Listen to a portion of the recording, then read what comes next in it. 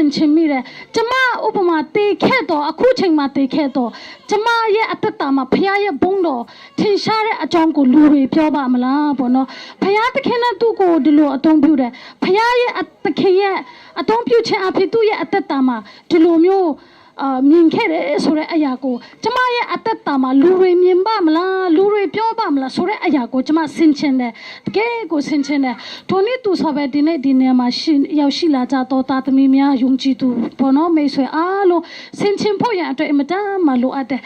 shin ne de achain ma jama ro atata ha phaya ya bong lo thin sha sei pho alo nga phaya takhina jama ro ko phansin na phit de da pe me dine tke be apho tan ne jama ro ye phaya takhin yu we tha de di ko khanda ko jama ro ka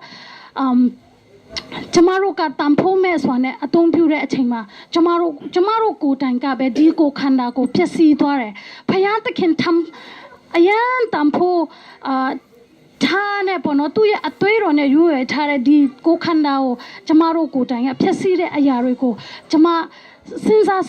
sinchen ne achain ma dine takeran sinsa me so no nokpat do thema themo be ne nokpat do ka pyo re aya mu ye sewa ma taw cha ne bono dine ba phit lo le ko khanda atwa ma kaung de aya ko phaya takhina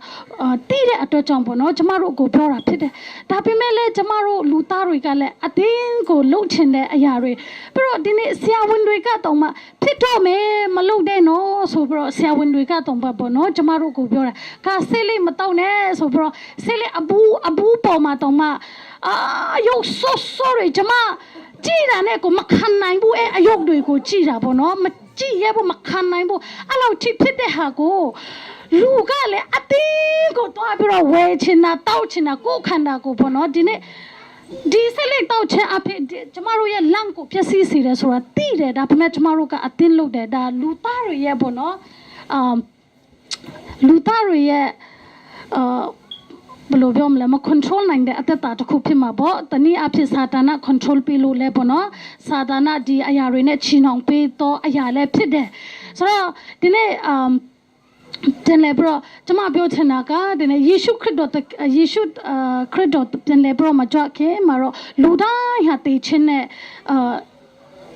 Jong doi me lu rui be jama le te ma be ne phan tiaw yaw te ma be bono te chin sura chan sa ma khuna pyo tlu parma niya ma ro dine pam pun le lu be bono khna pun lai mane pun lai nga ni ma hyo non twa re ma shi ro bu thoni to sa be dine ta phap jan chi me so no atek khune se bono atek shi se athi chan sa ma pho pya to nyal be dine atek ami won the ma dong ma la pain ne song twa de lu shi de den le bro moi de la pain ne bo no din ne song twa de lu re so jama ro ye te chin tia so ro jama ro let the ma ma shi de atwa chong jama ro ka ma ti bu da pe me yin san ya me lu re a long ba be di ma thain ni de lu ro ya e te chin tia ko yin san ja ma be so ro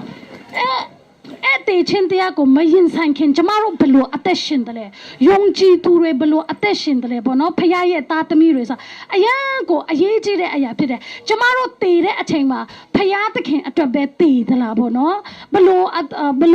jama ro ye atetta ko satan ka phet si pi ro te song twa ra la da ma ma hoi no khrit do atwat be jama ro hla pa swa te song twa da la so ra le ayan aye ji de lo bo no jama thin ni de so di nei di chain ma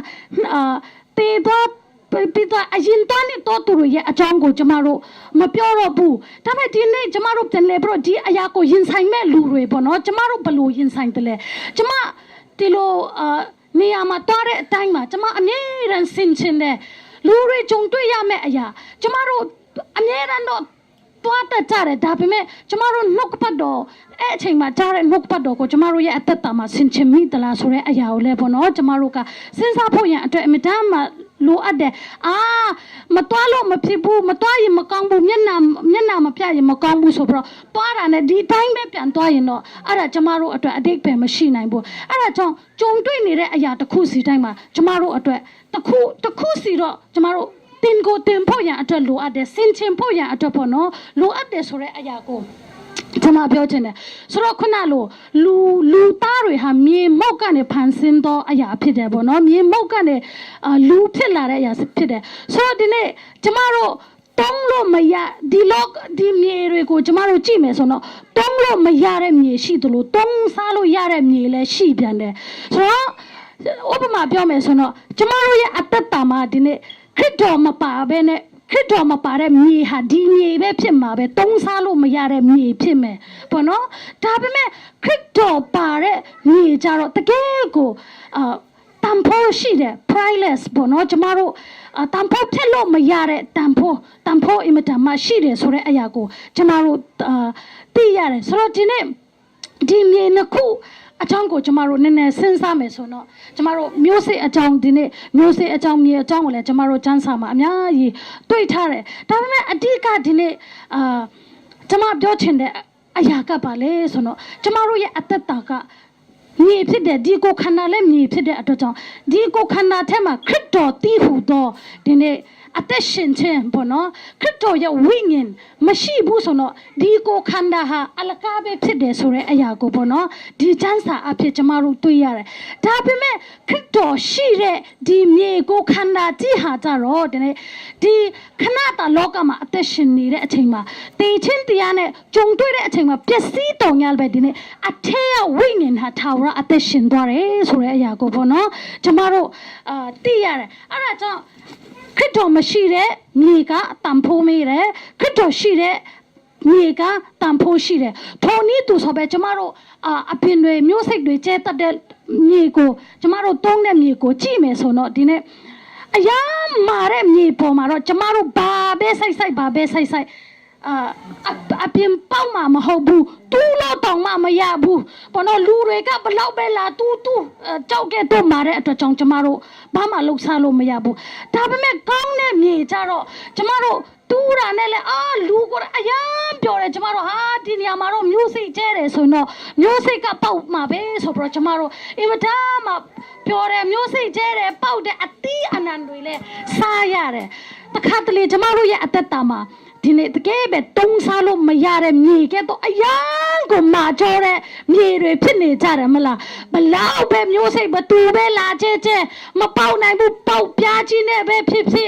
ပေါ်တော့ပေါက်တူးနဲ့ပဲပေါက်ချွန်းနဲ့ပဲဖြစ်ကျမတို့ကို evangelist တွေရတော်လကောင် prophet တွေရတော်လကောင်တူးနေကြတယ်ဒါပေမဲ့ကျမတို့ကိုတူးလို့မရဘူးဖောက်လို့မရဘူးဘလို့မှဘာမှထဲလို့မရဘူးတုံးစားလို့မရဘူးဒါတုံးစားလို့မရတဲ့မြေဟာခုနလိုအပင်လည်းမပေါက်နိုင်ဘာမှလည်းလှုပ်ရှားလို့မရတဲ့အတွက်ကြောင့်ဒီနေ့တကယ်ပဲတန်ဖိုးမဲ့တဲ့အရာဖြစ်တယ်ကျမတို့တွေလည်းအမိခံခရိယန်တက်ပဲဖြစ်ပဲဆိုတော့ထိုကဲ့တော့ပဲဖြစ်တယ်ဒါပေမဲ့ခုနလိုမျိုးစိတ်ကောင်းတောင်းမြေမှာဒီနေ့ကျမတို့မျိုးစိတ်ချင်းပေါက်တယ်လို့ပဲဒီနေ့ကျမတို့ရဲ့အသက်တာမှာတကယ်ပဲခရစ်တော်တည်ဟူသောမျိုးစိတ်ပေါ့နော်တမန်တရားမျိုးစိတ်ဒီနေ့နှုတ်ကပတ်တော်မျိုးစိတ်ကျမတို့အထဲမှာဝင်ရောက်လာတဲ့ဆိုရင်တော့ဒီအပင်ဟာပေါက်လာပြီးတော့ကျမတို့ရဲ့အသက်တာမှာအပီးအပွင့်တွေပွင့်လာမယ်ဒီအပီးအပွင့်တွေပွင့်ခြင်းအဖြစ်ဖရာသခင်ရဲ့ဘုန်းတော်ကိုကျမတို့ရဲ့အသက်တာမှာထင်ရှားမှာဖြစ်တယ်ဆိုတော့ဒီနေ့ဒီချိန်မှာကျမတို့ရဲ့အသက်တာကိုဆင်ခြင်ဖို့ရန်အတွက်လိုအပ်တယ်ကျမဟာဒီနေ့တုံးစားလို့ရတဲ့မြေလားတန်ဖိုးရှိတဲ့မြေလားပေါ့နော်တန်ဖိုးမရှိတဲ့မြေလားဆိုတဲ့အရာကိုတကယ်ပဲအသက်တာမှာဆင်ခြင်ဖို့ရန်အတွက်လိုအပ်နေတယ်ဆိုတဲ့အရာကိုကျမပြန်နေပြီးတော့ဝင်ငှချင်တယ်ခုနပြောသလိုလောကမှာတည်မြဲသောအရာတစ်ခုမှမရှိဘာပြောတလဲဆိုသူလူဒီလေပြင်းရှိတော့ပန်းပွင့်ကဲ့တော့ပွင့်တိုင်လေဒီလွန်သွားတဲ့အပွန်ပြောင်းရသူဤနေရာဒီနောက်တစ်ဖန်သူ့ကိုမသိရတဲ့ဆိုတော့ကျမတို့ကလောကမှာအသက်ရှင်နေတယ်ခဏလေးပွတ်လာတယ်ကျမတို့တည်ပြီးတဲ့အခါမှာကြတော့ကျမတို့ကိုမိတ်သွားကြတာပဲဒီမှာလေဒီလွန်သွားတဲ့အပွင့်ပြောင်းရသူဤနေရာဒီနောက်တစ်ဖန်သူ့ကိုမသိရတဲ့ဆိုတော့ဥပမာကျမတို့လူအရင်တန်းတော့သူတွေကိုဥပမာကျမတို့အခု great parent ပြောမှာပေါ့အဖိုးတွေတည်တဲ့လူရှိလားဆိုမရှိဘူးသူတို့ကိုကျမတို့အလိုမိတ်တယ်ပြီးတော့ကျမတို့အင်မတန်မှချစ်တဲ့ကိုချစ်တဲ့ခင်ပွန်းကိုချစ်တဲ့ဇနီးတဲ့ကိုချစ်တဲ့ညီကိုမောင်နှမတွေတောင်မှကျမတို့ဘယ်လောက်ထိလွမ်းနိုင်မလဲပေါ့နော်မနေ့ဖြန်တတိယနိုင်တယ်ဒါပေမဲ့နောက်တလအကြာမှပဲပြန်တတိယနိုင်တယ်ကျမတို့မိတ်သွားတယ်သူဘာဖြစ်တယ်လဲဆိုတာကျမတို့မိတ်သွားတယ်အဲ့ဒါကိုဒီချမ်းစာမှာဆိုလိုတာဖြစ်တယ်သူရဲ့ သူ့ကိုမတိရတယ်သူဘယ်ကိုသွားတယ်လဲဆိုတာတော့မှဘသူကမှမတိနိုင်ဘူးပေါ့နော်အဲ့ဒါကြောင့်ဒီနေ့ကျမတို့ရဲ့အသက်တာမှာဒါပေမဲ့ဒီအရာကိုကြည့်မယ်ဆိုတော့ bad news ပေါ့နော်ဟာငါတို့တိတ်ပြီးမှဘသူကမှလည်းကိုလာချစ်တော့မှာမဟုတ်ဘူးတတိရတော့မှာမဟုတ်ဘူး bad news လို့ဖြစ်နေတယ်ဒါပေမဲ့ဘာကိုဒီညမှာပြန်လဲပြီးတော့ဖော်ပြထားတယ်လေဆိုတော့ထာဝရဘုရားဤခ ्यू နာတော်မူကကြောက်ရွံ့သောသူတို့အပေါ်သို့ကာလအစဉ်ဆက်တက်ရောက်တတ်၏တဲ့သစ္စာတော်ကိုဆောင်ရွက်ပြည့်ညတ်တော်တို့ကိုကျင့်ချင်းကတတိပြုသောသူတို့ဤသားစင်မြေဆက်တို့သည်ကုတလတရားတော်နဲ့ဆိုင်ရကြ၏ဆိုတော့ပြောချင်တဲ့အရာကဒီနေ့ပြည့်ညတ်တော်တရားတော်ကိုဆောင်တော်သူတို့အတွက်ကြတော့ဒီနေ့ဖယားသခင်ရဲ့ချစ်ချင်းမြတ်တာသူတို့ရဲ့ချစ်ချင်းမြတ်တာဟာဒီနေ့မြေသားစင်မြတ်ဆက်အထိတည်တယ်ဆိုတဲ့အရာကိုပေါ့နော်ကျမတို့တွေ့ရတယ်ဆိုတော့လောကမှာရှိနေတဲ့ပျက်စီးတတ်တဲ့အရာဟာလူရဲ့ကိုယ်ခန္ဓာဖြစ်တယ်လူရဲ့စီးစိမ်ဥစ္စာဖြစ်တယ်ဒီလောကကြီးလက်တနေ့ကျတော့ပြန်လဲပြီးတော့ပျက်စီးသွားမှာဖြစ်တယ်ဒီလောကပေါ်မှာရှိတဲ့အရာတွေထဲမဟုတ်ဘူးဒီလောကကိုယ်တိုင်လည်းဖယားသခင်ကပြန်လဲပြီးတော့ပြုတ်ပြင်မှာဖြစ်တယ်ပျက်စီးသွားမှာဖြစ်တယ်အဲ့ချိန်မှာဒီနေ့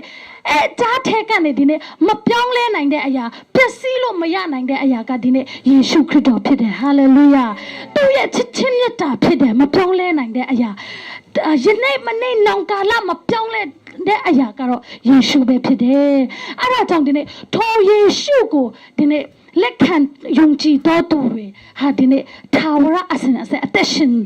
အခွင့်ကိုရမှာဖြစ်တယ်အသက်ရှင်ချင်းခွင့်ကိုရတည်တာမကဘဲနဲ့မြေဆက်သားဆက်အထည်ပေါ်တော့ဒီနေ့ကောင်းကြီးမင်္ဂလာကိုခံစားတော်သူတွေဖြစ်မယ်ဆိုတဲ့အရာကိုပေါ့နော်ဒီနေ့ကျမတို့တွေ့ရတယ်နှုတ်ကပတ်တော်မှာဒီနေ့ဖယားသခင်ကကျမတို့ကို covenant အတိပညတ်တော်တိယေရှုအဖြစ်ကျမတို့ကိုယေရှုရဲ့အတွေ့တော်အဖြစ်ပညတ်အတိကိုဘောနော်ကျမတို့ ਨੇ agreement လုပ်ထားတာဖြစ်တယ်ပြန်ဖွဲ့ထားတာဖြစ်တယ်ဆိုတော့ဒီနေ့ဘုရားသခင်ကိုယ်တိုင်ကဘာပြောတယ်လဲဆိုတော့အရင်တော့ကဣတိလလူမျိုးတွေကိုငါဟာတင်တို့ရဲ့ဘုရားဖြစ်မယ်ငါကတင်တို့ကိုပြုစုမယ်ဘောနော်ငါတင်တို့ကိုခရူးဆိုင်မယ်ဘောနော်ဆိုပြီးပြောထားတဲ့ဘုရားသခင်ကဣတိလလူမျိုးတွေကိုအဲ့လိုပြောထားတယ်လို့ပဲဒီနေ့ယေရှုခရစ်တော်အဖြစ်ကျမတို့ကိုထိုနည်းဆိုသူဆိုပဲဘုရားသခင်ကပြန်လဲပြောဒီနေ့ပြောသွားတာဖြစ်တယ်ဒီနေ့ကျမတို့ဖြစ်နေတဲ့အရာတစ်ခုစီတိုင်းဒီနေ့ဘုရားသခင်ကကျမတို့ကိုကြည့်ရှုတယ်ပြုစုတယ်လိုအပ်တဲ့အရာကိုဒီနေ့ဘုရားသခင်ကနှုတ်ပတ်တော်အဖြစ်တင်ထားတာဖြစ်တယ်ဒီနေ့ကျမတို့ရဲ့အသက်တာမှာခုနလိုမတည်မြဲသောအရာဒီနေ့လောကမှာအသက်ရှင်နေတဲ့အချိန်မှာဒီနေ့ကျမ်းစာမှာလည်းပြောထားတယ်ကျမကမတည်မြဲတော်နေရလို့ကျမပြောတာမဟုတ်ပဲနဲ့ကျမ်းစာမှာပေါ့နော်ဒီနေ့လောကမှာတည်မြဲတော်အရာတစ်ခုမှမရှိဘူးတဲ့အဲ့ဒါကြောင့်ဒီနေ့ကျမတို့အသက်ရှင်နေတဲ့အချိန်မှာဒီနေ့ဘုရားဘုန်းတော်ထင်ရှားစေဖို့အသက်ရှင်ကြသလားပေါ့နော်ခုနလိုကျမတို့လုံဆောင်တဲ့အရာတော့ဘုရားရဲ့ဘုန်းတော်ကိုကျမတို့ဘယ်လိုထင်ရှားစေမလဲဆိုတော့ထင်ရှားစေနိုင်မလဲဆိုတော့မိခွန်းအမျိုးထုတ်နိုင်တယ်ဒါပေမဲ့ခုနစစ်စစ်တက်ခံတော့တဲ့တချင်းတပေါရေးချင်းအဖြစ်ဘုရားရဲ့အမှုတော်ကိုသူအမှုတော်ဆောင်နေတယ်ဘုရားရဲ့ဘုန်းတော်ထင်ရှားစေတယ်ပေါ့နော်ထုံနည်းသူဆိုပဲကျမတို့လှုပ်ဆောင်တဲ့အရာတစ်ခုစီတိုင်းမှာဒီနေ့ဘုရားအတွက်ဘုရားရဲ့ဘုန်းတော်ကိုထင်ရှားစေတဲ့သားသမီးများဖြစ်နေသလားအသက်80မပြည့်ခင်လက်တေမှာပဲ80မပြည့်ခင်လက်တေမှာပဲ80ကျော်ပြီးမှလည်းတေမှာပဲပေါ့နော်ပြောလို့မရဘူးခရစ်တော်ကအရှင်လက်နဲ့ကျမတို့ကိုပြန်မခေါ်မချင်းကတော့ပေါ့နော်အဲ့ဒါကြောင့်အဲ့ချိန်မှာကျမတို့ရဲ့အသက်တာမှာဒီနေ့ရှင်ပေါလုကတော့ကောရိန္သုအသင်းတော်တွေကိုပြောထားတယ်သင်တို့တွေဟာတဲ့လူတွေမြင်ဖတ်တတ်သောစာဖြစ်ကြတယ်တဲ့စာဖြစ်ကြတယ်တဲ့ဆိုတော့ကျမတို့တွေရဲ့အသက်တာကိုလူတွေကဖတ်တလားပေါ့နော်ဖတ်တဲ့အချိန်မှာခရစ်တော်ရဲ့အကြောင်းကိုဖတ်နိုင်တလားဆိုတာ very important ပေါ့နော်ကျမတို့ရဲ့အဝတ်စားတွေကိုလူတွေကဖတ်တာမဟုတ်ဘူးကျမတို့ရဲ့လူတွေကဖတ်လိမ့်မယ်ဒါပေမဲ့ဘုရားသခင်ကဒီအဝတ်စားတွေလှပခြင်းတွေကိုဖတ်တာမဟုတ်ဘူးသူ့ရဲ့ဘုန်းတော်ထင်ရှားစေတလားမထင်ရှားစေဘူးဆိုတာအဲ့ဒါကိုကြည့်တာဖြစ်တယ်ဆိုတော့ကျမတို့တွေဟာခရစ်တော်လူတွေကဖတ်တဲ့အချိန်မှာခရစ်တော်ရဲ့ချစ်ချင်းမြတ်တာကိုဖတ်နိုင်သလားပေါ့နော်ကျမတို့ရဲ့အသက်ရှင်နေတဲ့အချိန်မှာတခါကျတော့ကျမသမီးလေး beautician ကကျမကိုမနေ့စောစီမှာလာပြီးတော့ပြောတယ်ပြီးခဲ့တဲ့နှစ်ပေါ့နော်ပြီးခဲ့တဲ့နှစ်မှာ အမြဲတမ်းကျမရဲ့နှလုံးသားမှာစကားလေးသူမေးခဲ့တဲ့မေးခွန်းလေးကကျမကိုစကားပြောတယ်ကျမသမီးကလာပြီးတော့ပြောတယ်လေဆိုတဲ့အချိန်မှာ तू က၄နှစ်ပဲရှိသေးတယ်မမီတဲ့ we are the pencil of God တဲ့ကျမကိုအဲ့လိုမေးတယ်ဆိုရုပ်တရက်တော့ဒီကလေးကလည်းဘာပြောတယ်လဲဆိုတာပြောချင်တယ်ဒါပေမဲ့ကျမချက်ချင်းစဉ်းစားမိတယ်ပါစက်ထဲကနေဘာမှမထွက်ဘူးဆိုချက်ချင်းစဉ်းစားတော့ဟုတ်တယ်လို့သမီး yes we are the pencil of God လို့ပေါ့နော်ကျမတို့ဟာဖယားသခင်ရဲ့ဘောပင်များဖြစ်ကြတယ်ပေါ့နော်ခဲတံများဖြစ်ကြတယ်ဆိုပြီးတော့ကျမကပြောလိုက်တယ်ဒီအရာကဘာဖြစ်လို့ပြောတယ်လဲဆိုခုနပြောသလိုကျမတို့ရဲ့အသက်တာအဖြစ်ဖယားရဲ့ကောင်းမြတ်ခြင်းကိုရေးမဲ့ယုံကြည်သူတွေဖြစ်ဖို့ရန်အတွက်အင်မတန်မှလိုအပ်တယ်ကျမတို့ရဲ့အသက်တာအဖြစ်ဖယားသခင်ရဲ့ဒီနေ့ဘုန်းတော်ထင်ရှားစေတယ်ပေါ့နော်အသက်တာအဖြစ်အသက်ရှင်ဖို့ရန်အတွက်အင်မတန်မှလိုအပ်တယ်ဖယားသခင်ကအရောက်စီတိုင်းကိုသူ့ရဲ့ဘုန်းတော်ထင်ရှားစေဖို့ရန်အတွက် pencil တစ်ခုလို့ကျမတို့ကိုအသုံးပြုခြင်းတော်ဖယားဖြစ်တယ် hallelujah ကြီးမြတ်သောအရာကိုကြည့်တာမဟုတ်ဘူးသင် pencil တစ်ခုလေဒီလိုချစ်နိုင်တဲ့ဟွာလေးပေါ့နော်အဆန်လေးပဲဖြစ်စေခြင်းနဲ့ဖယားသခင်ကကြီးသောအရာကိုကြည့်တော်ဖယားမဟုတ်ဘူးအဲ့ဒါကြောင့်ဒီနေ့ကျမတို့အသက်ခဏလေးလောကမှာအသက်ရှင်နေတဲ့အချိန်မှာတင်နဲ့ကျမအားဖြင့်ဖယားရဲ့ဘုန်းတော်ထင်ရှားသလားတင်နဲ့ကျမဘလို့အသက်ရှင်တယ်လဲပြီးတော့ကျမတို့ရဲ့အသက်တာထဲမှာခရစ်တော်တကယ်အသက်ရှင်ပြီလားပေါ့နော်ခရစ်တော်တည်ဟူသောနောက်ကပတ်တော်တည်ဟူသောမျိုးစိတ်ကကျမတို့အထဲမှာတကယ်ပဲရှိပြီလားပေါ့နော်ဒါမှမဟုတ်ရင်တော့ခုနလိုတန်ဖိုးမဲ့တဲ့ညီမြလောကမှာတော့ဟာပေါ့နော်ကျမတို့ရည်ကြတယ်ပြုံးကြတယ်လှုပ်ကြတယ်လှုပ်ချင်းတယ်လို့လှုပ်ကြတယ်ဒါပေမဲ့တန်ဖိုးမဲ့တဲ့ညီကဲ့သို့ပဲကျမတို့ဖြစ်သလားပေါ့နော်အဲ့ဒါကိုဒီနေ့ကျမဝင်ခါချင်တယ်ကျမတို့ရဲ့အသက်တာမှာအမတန်မှယုံကြည်သူတွေဖြစ်တော်ညာပဲကျမတို့တခါတလေအယံပေါ်ဆာမှုတွေရှိတယ်မစင်ချင်ဘူးကျမတို့ရဲ့အသက်တာအဲ့ဒါကြောင့်ကျမရဲ့အသက်တာမှာလည်းဒီအရာကိုနှစ်ပတ်အတွင်းမှာစင်ချင်မိတဲ့အတွက်ကြောင့်ပေါ့နော်ဒီနေ့ဒီနေရာမှာလည်းတောပိတလူတွေအတွက်ကျမတို့မပြောဘဲနဲ့ဒီနေ့ထပ်မှန်ပြီးတော့ဒီနေ့အသက်ယခုအသက်ရှင်နေသေးတယ်မနေ့ဖြန်အသက်ရှင်နေမဲ့သူတွေအတွက်ကျမတို့ဘလို့အသက်ရှင်တယ်လေကျမတို့ရဲ့အသက်တာဟာတုံးစားလို့ရတဲ့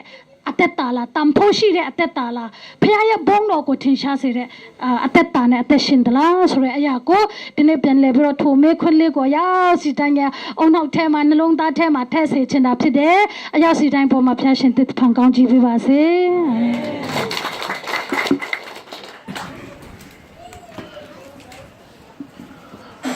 တော်လာမရတူတနေအိကရဲ့ထွေးအင်္ဂလိပ်ထောနေကလာတော့လုံးတော်လေးပြီးခဲ့ဟိရဲအတိယာသူနိုဆောဆောထောစာတော့ဘုံဟူထောစာအတိရမြေကွန်ပါဟိုမတောင်းလို့ဆီယမမေရီဖာထောစာတော်ရဲဆီယမအာရပန်ချထောစာဒီကလာတော့လုံးတော်လေးပြီးခဲ့ဟိဇောဟာကိုရရတူဟာအတိဟာသာစဘီလာထောကေတူယေtu thamo ingbo henu putu lore jihala ha bo thotho hanu sobe nusawo ya kakure kala re da hango ya uthono lo asango ya syama re nguri gare uthono apgare api ha thasango jo ha ko re